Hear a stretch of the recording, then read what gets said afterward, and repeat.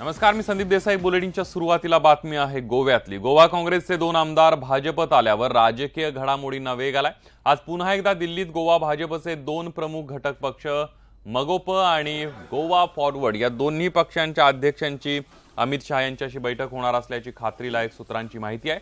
या बैठकीमध्ये मनोहर पर्रीकरांना पर्यायी नेतृत्व यावर विचार केला जाणार असल्याचं समजतंय। दरम्यान पर्रीकर यांची प्रकृती स्थिर असल्याचं भाजपकडून सांगण्यात येते, मात्र याबाबत अद्यापही त्यांच्या प्रकृतीबाबत कोणतीही अधिकृत माहिती गोवा सरकारकडून देण्यात आलेली नाहीये।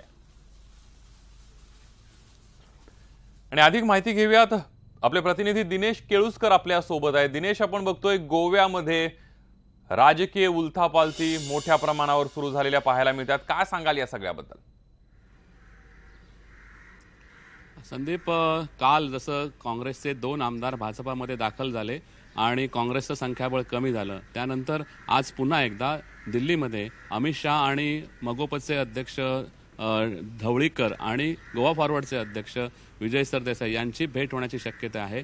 या दोन्ही पक्षाच्या अध्यक्षांना एवढ्याचसाठी बोलवण्यात आलेलं आहे की जो काही फॉर्म्युला काढला जाईल, कारण मनोहर पर्रीकरांना पर्याय नेतृत्व तर द्यावंच लागणार आहे।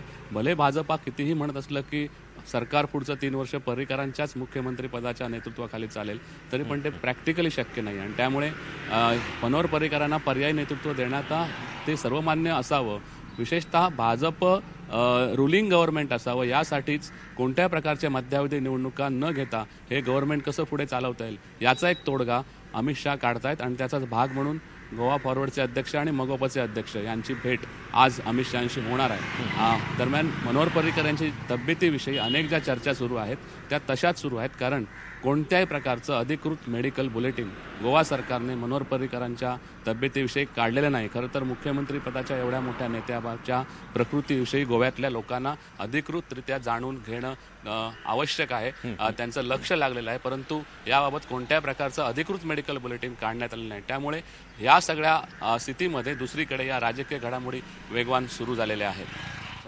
अगदी नेमका आता गोव्याच्या राजकारणामध्ये काय होतंय हे पुढच्या काळामध्ये स्पष्ट होईल। धन्यवाद दिनेश, तुम्ही दिलेल्या संपूर्ण माहितीबद्दल।